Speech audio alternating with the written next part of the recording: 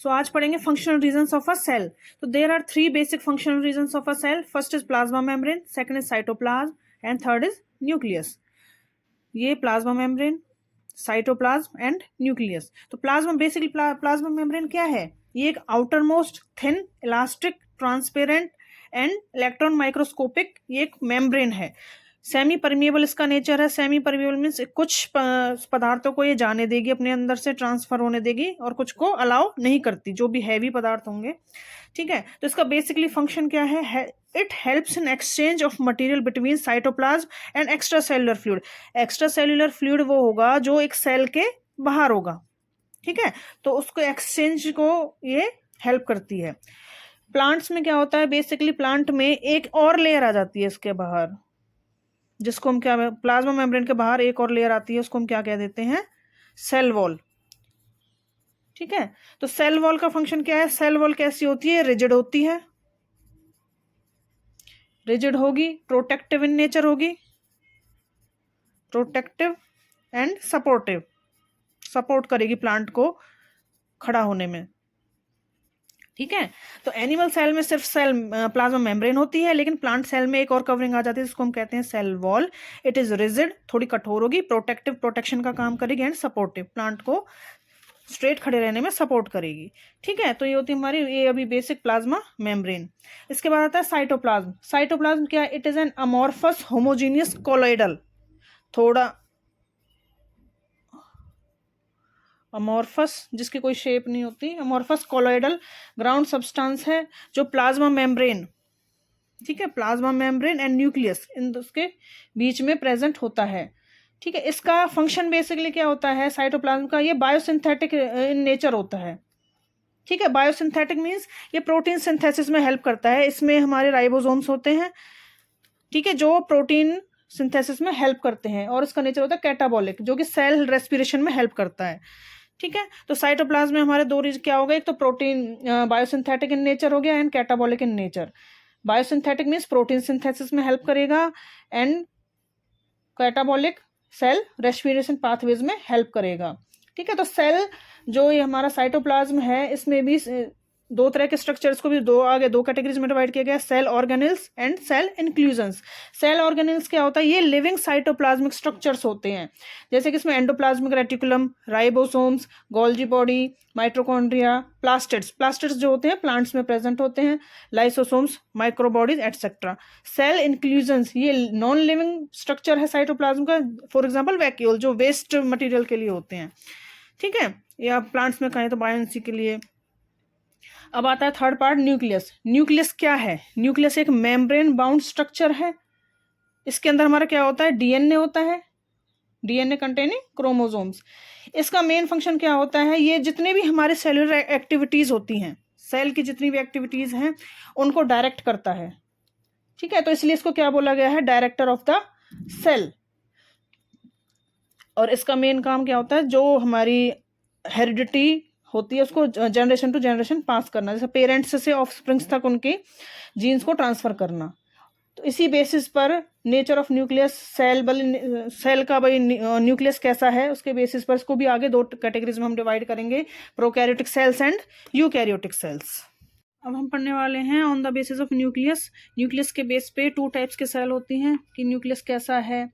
ठीक है, on the basis of nature of nucleus cells को हमने 2 पार्ट्स में डिवाइड किया, prokaryotic cells and eukaryotic cells. Prokaryotic cells are those cell which lack a membrane bound nucleus, means जिनका nucleus membrane bound नहीं है। And membrane और eukaryotic cells, eu means होता है true, eu means true karyon nucleus, मतलब जो real में एक न्यूक्लियस है, मेम्ब्रेन बाउंड न्यूक्लियाई इनमें प्रेजेंट होता है। इनका जो न्यूक्लियस होता है वो मेम्ब्रेन से बाउंड होता है। तो प्रोकैरियोटिक सेल्स जो होते हैं उनका न्यूक्लियस मेम्ब्रेन बाउंड नहीं होता है, इनमें कोई भी मेम्ब्रेन बाउंड ऑर्गेनेल्स नहीं होती।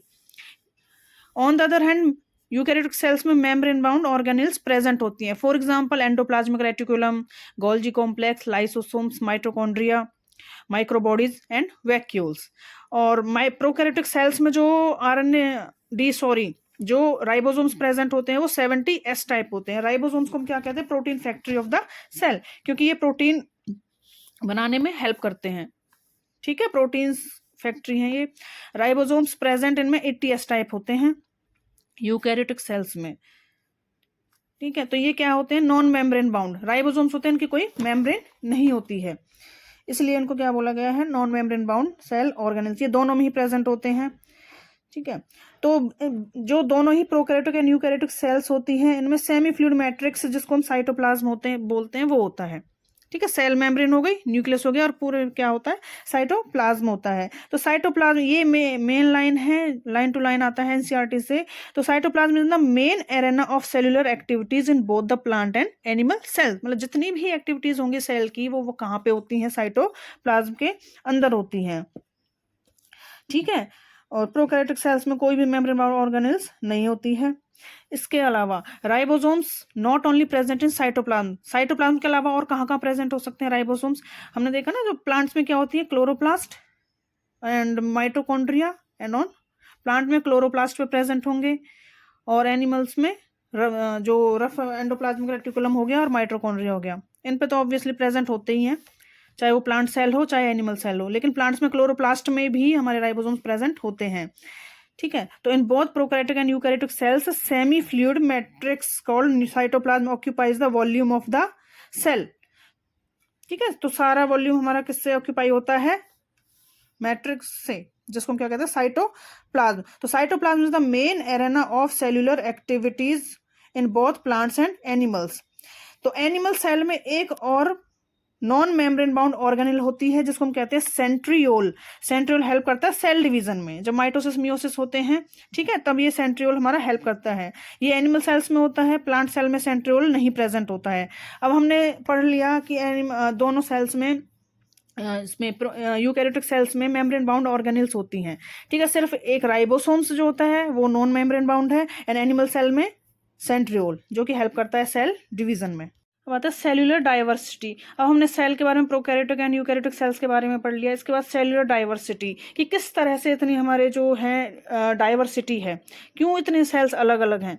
तो सेल्यूलर डाइवर्सिटी जो हमारी सेल्स हैं वो ग्रेटली अलग अलग होती है, साइज में, शेप में, एंड एक्टिविटीज में, क्या वो फंक्शन परफॉर्म करती है उसके बेसिस पे इनकी शेप और साइज अलग अलग हो सकती है। एग्जाम्पल के लिए, अब देखिए, एग्जाम्पल के लिए जो रेड ब्लड सेल्स होती हैं ह्यूमंस के अंदर, रेड ब्लड सेल्स जो राउंड एंड बाई कनकेव होती हैं, कैसे होते हैं, राउंड एंड बाई कनकेव।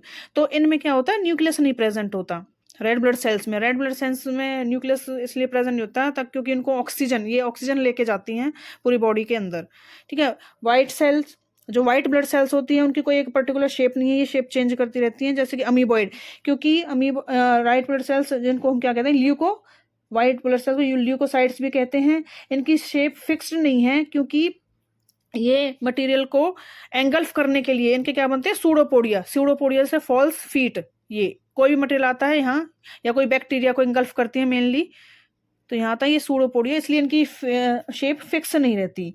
इसके अलावा जो नर्व सेल्स होती हैं वो ब्रांच एंड लॉन्ग होती है, ये हमारे ब्रेन सेल्स हैं, ठीक है। Nerve cells branch and long, तो देखें यहाँ पे शेप सबकी अलग अलग है, ये फंक्शन के बेस पे है। तो columnar epithelium cells, for example जो इंटेस्टाइन की सेल्स होती है हमारी, लॉन्ग एंड नैरो होती हैं, पतली होंगी एंड लंबी होंगी। इसके बाद फ्लैट सेल्स कहाँ का प्रेजेंट होती है, चीक सेल्स होगी हमारी, और एल्वेलाई, लंग्स के जो एल्वेलाई होते हैं उनके स्क्वेमस एपिथेलियम सेल्स वो फ्लैट सेल्स होंगी। Spindle shaped smooth muscle cells में हमारी स्पिंडल शेप्ड सेल्स होती हैं। इसके अलावा मीजोफिल सेल्स होती हैं, मीजोफिल्स कहाँ होती है, प्लांट्स में, प्लांट्स में जो हमारी सेल्स होती है मीजोफिल्स वो कैसी होती है, राउंड होती हैं। ओवल शेप्ड, ओवल शेप्ड तो सबने देखा होगा, हैंस का एग जो मुर्गी का अंडा होता है वो क्या है, एक सिंगल सेल है, ओवल शेप्ड होगा। ब्रांच्ड हमारी कहाँ होंगी, ब्रांच्ड हमारी जो क्रोमेटोफोर्स होते हैं ना प्लांट्स में पिगमेंट के लिए, ठीक है, वो ब्रांच सेल्स होती हैं हमारी। स्लीपर शेप्ड पैरामीशियम के अंदर। Thread like cell, thread like जैसे हमारी जो मसल सेल्स होती है ना स्पिंडल शेप, वो होती हैं, ठीक है। इसके बाद आता है सेल का साइज के बेस पे। तो सेल जो सबसे प्लूरो साइज के, वो ये भी साइज के बेसिस पे भी सेल्स ग्रेटली वेरी करती हैं एक दूसरे से, ठीक है। स्मॉलेस्ट सेल्स जो है वो है हमारे pleuropneumonia like organism, for example mycoplasma gallisepticum, ये इसका साइंटिफिक नेम है, माइकोप्लाज्मा गैलीसेप्टिकम। ये सबसे छोटी सेल है, स्मॉलेस्ट सेल है ये, इसका साइज है 0.3 माइक्रोमीटर इन लेंथ। इसके बाद largest animal cell, single cell, ostrich का जो अंडा होता है वो 170 × 135 mm इतना बड़ा होता है, सबसे बड़ी सेल होती है। इसके बाद आते हैं जो हमारे बैक्टीरिया होते हैं, प्रोकैरियोट्स के अंदर क्या आते हैं, बैक्टीरिया। इनमें जनरली वेरी करती है रेंज 1 to 10 माइक्रोमीटर, ठीक है। तो बैक्टीरिया वैसे 3 to 5 माइक्रोमीटर के होते हैं, लेकिन जो बेसिक प्रोकैरियोट्स हैं उनकी जो साइज रेंज है वो 1 to 10 माइक्रोमीटर होती है। ह्यूमन आरबीसी का डायमीटर आपने पढ़ा था कि ह्यूमन आरबीसी कैसी है, biconcave and round in shape होती है, सर्कुलर होती है, ठीक है। तो longest cell human RBC 7 micrometre in diameter. Longest cells कौन सी होती है हमारी, नर्व सेल्स, क्योंकि नर्व सेल्स को क्या होता है कि पूरे बॉडी में हमारे जो ट्रांसमिशन का काम करना होता है, सिग्नल को एक जगह से लेकर ब्रेन तक पहुंचाना होता है, फिर ब्रेन से आगे तक उसको ऑर्गन्स तक पहुंचाना होता है, ठीक है। तो प्लांट्स में सबसे हमने पढ़ लिया कि लार्जेस्ट एनिमल सेल तो ऑस्ट्रिच कंटा है, लेकिन प्लांट्स में सबसे लार्जेस्ट सेल कौन सी है, प्लांट्स में लार्जेस्ट सेल है एसिटाबुलारिया। ये एक ग्रीन एल्गी है, ये सिंगल सेल्ड ऑर्गेनिज्म है जिसका साइज होता है 6 to 10 इन सेंटीमीटर, ठीक है। ये हमने सेल्स के बेसिस पे पढ़ लिया कि सेल का साइज, शेप। तो नर्व सेल्स सबसे बड़ी, ह्यूमन बॉडी के अंदर सबसे बड़ी सेल होती है। तो सेल साइज मतलब किस बेस पर हमारे सेल का साइज डिसाइड किया गया है, तो फर्स्ट पॉइंट होता है cell surface area to volume ratio, cell surface area to volume ratio.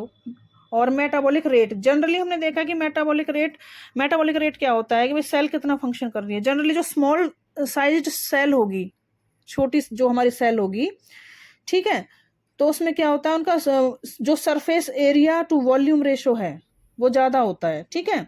मतलब कि उसमें न्यूक्लियस का कंट्रोल है वो ज़्यादा रहेगा सेल के ऊपर। एक बड़ी सेल ले लो, न्यूक्लियस छोटा है, तो क्या कंट्रोल कर पाएगा पूरी सेल की एक्टिविटीज़ को, ठीक है। तो जो मेटाबॉलिक एक्टिव सेल ज़्यादा होती है, जो ज़्यादा वर्क करती है, वो जनरली हमारी छोटे साइज की सेल्स मिलती हैं, ठीक है। तो वो पूरा उसको कंट्रोल कर लेती हैं।